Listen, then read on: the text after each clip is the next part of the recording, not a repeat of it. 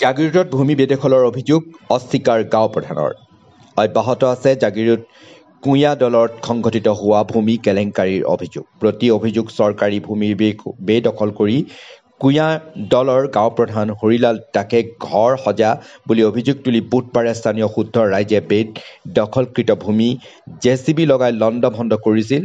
আনহাতে ঘটনা সন্দৰ্ভত অৱশেষত মুখ খুলিছে ভূমি বেদখলৰ অভিযোগ উত্থাপিত হোৱা চৰকাৰী গাঁও প্ৰধান হৰিলাল দাসে। নিজৰ বাসগৃহত বৃহস্পতিবাৰে এক সংবাদমেল সম্বোধন কৰি তেওঁৰ বিৰুদ্ধে উত্থাপন হোৱা সকলো অভিযোগ অগ্ৰাহ্য কৰে।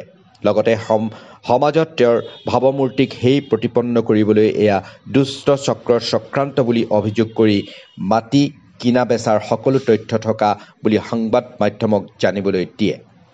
ইফালে একাংশ দুষ্ট চক্ৰই তেওঁক প্ৰাণে মৰাৰ ভাবুকি দিয়া বুলিও অভিযোগ কৰি পৰৱৰ্তী সময়ত আইনৰ কাষ চাপিব বুলিও জানিবলৈ দিয়ে গাঁও প্ৰধান হৰিলাল দাসে।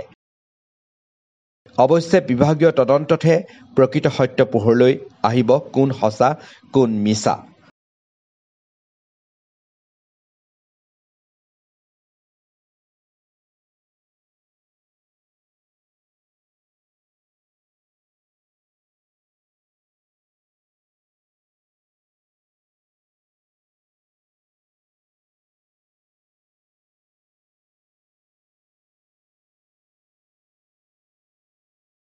পাইছে যে সীতাদুৰী ডাঙৰীয়াই মাটি বেচা কিনা কৰা নাই, কিন্তু মই যে মাটি বেচা কিনা কৰা মোৰ তাত পাৰ্মিশ্যন কপি আছে, মোৰ তাত ৰেজিষ্ট্ৰেশ্যন অফিচত ৰেজিষ্ট্ৰেশ্যন হোৱা দলিল আছে আৰু নামজাৰি হোৱা মোৰ নামত নামজাৰি কাগজ আছে।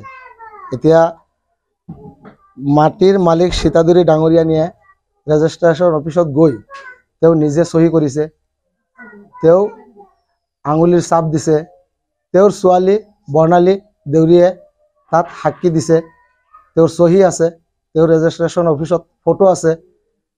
সীতাদুৰী ডাঙৰীয়াৰ ছোৱালী জোৱাই ধীৰাজ ডেকা ৰাহুল, তেওঁৰ চহী আছে। তেওঁলোকে ৰেজিষ্ট্ৰেশ্যন অফিচত গৈ ৰেজিষ্ট্ৰেশ্যন দি অহাৰ সময়ত আমি লালিলাং হোটেলত বহি পেলাই তেওঁলোকে গাহৰি মাংস দি ভাত খাইছে।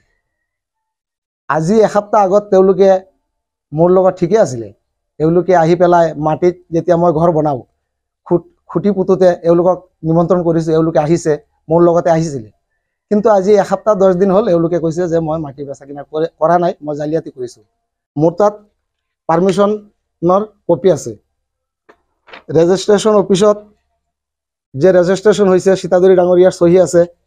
ইফালে চাওক মাটি 15 লিখা আছে, সীতাদুৰী, এইটো মোৰ ফটো, এইটো বৰ্ণালীৰ ফটো, ধীৰাজ ডেকা ফটো আছে, 10 আঙুলিৰ ছাপ আছে। এওঁ কৈছে যে মই মাটি বেচা কিনা কৰা নাই, মই জালিয়াতি কৰিছোঁ। যদি এওঁৰ চহী আছে, বুঢ়া আঙুলিৰ ছাপ আছে, মই কেনেকৈ জালিয়াতি কৰিলোঁ? প্ৰাণে মাৰাৰ ভাবুকি দিছে বাবুল কৰ্মকাৰ, পিংকু ধৰ, আনন্দ মণ্ডল, নিৰঞ্জন মণ্ডল, এওঁলোকে মোক প্ৰাণে মাৰাৰ ভাবুকি দিছে। মই ঘৰৰ পৰা ওলাব নোৱাৰা হৈছোঁ।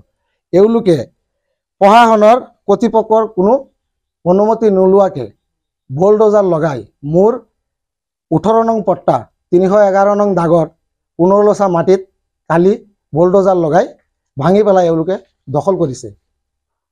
এওঁলোকে কৈছে, বৰ্ণালীয়ে কালি কৈছে যে মই মাননীয় অসমৰ কেবিনেট মন্ত্ৰী পীযুষ হাজৰিকা ডাঙৰীয়াৰ নাম লৈ আৰু খগেন দাস ডাঙৰীয়াৰ নাম লৈ মই ভাবুকি দিছোঁ। মই এওঁলোকক কোনো ভাবুকি দিয়া নাই।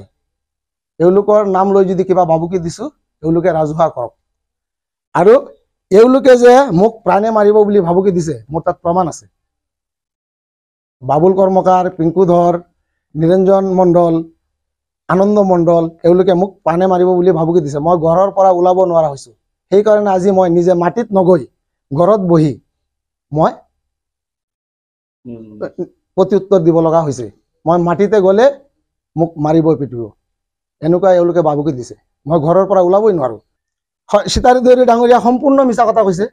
মোৰ 2 কাঠা মাটি যে মোৰ নামত নামজাৰি হৈছে, সেইটো মোৰ তাত সাব ৰেজিষ্ট্ৰাৰ অফিসত যে ৰেজিষ্ট্ৰেশ্যন হৈছে নামজাৰি হৈছে পাৰ্মিশ্যন কপি সম্পূৰ্ণ ডকুমেণ্ট মোৰ তাত আছে কণ্ট্ৰলচাৰো আছে আৰু এওঁলোকে সাব ৰেজিষ্ট্ৰাৰ অফিচত দুবাৰ গৈছে সেইটো প্ৰমাণো আছে কণ্ট্ৰলচাৰ মাটিটো মই 10 লাখ টকাত কিনিছোঁ ক্লিয়াৰ পইচা পাতি দিয়া ক্লিয়াৰ বেংকৰ ট্ৰেঞ্জেকশ্যনো আছে এওঁলোকে মোক মিটিঙত মাতি নিছিলে দুৰ্গা পূজা কমিটিত ময়ো আছোঁ এওঁলোকে মোক কোনো টকা পইচা দিয়া নাই আৰু এইখিনি কথা আমাৰ সাৰ্কুল অফিচত আমাৰ তাতো এওঁলোকে জনাইছিলে মোক মাতিছে সেইটো বিচাৰ অলৰেডি হৈ গৈছে এওঁলোকে টকা পইচা দিয়া কোনো প্ৰমাণ তথ্য দিব পৰা নাই মই টকা পইচা লোৱা নাই এদিন মোক মিটিঙত মাতি নি কৈছিলে যে 15 লচা মাটিটো আপুনি কিয় ল'লে সেইটো আমি পূজাৰ কাৰণে ল'ব বিচাৰিছিলোঁ তেতিয়া মই কৈছোঁ যে আপোনালোকে যদি পূজাৰ কাৰণে ল'ব বিচাৰিছে মাটি আৰু আছে ময়ো তাতে চান্দা বৰংগনি আগবাঢ়ি মালিকৰ ওচৰত গৈ বোলক একেলগে মাটিখিনি লোৱাৰ চেষ্টা কৰিম কিন্তু এওঁলোকে মোৰ 15 লচা মাটিটো লাগে বুলি ভাবি কৈছে আজি মই এইটো প্ৰত্যুত্তৰ দিবলৈ ঘৰতে আছোঁ এতিয়ালৈকে মই আইনী প্ৰক্ৰিয়া একো লোৱা নাই ভৱিষ্যতে ল'বলৈ বাধ্য জাগিৰোডৰ পৰা শানু গগৈৰ প্ৰতিবেদন AIPL Live 24/7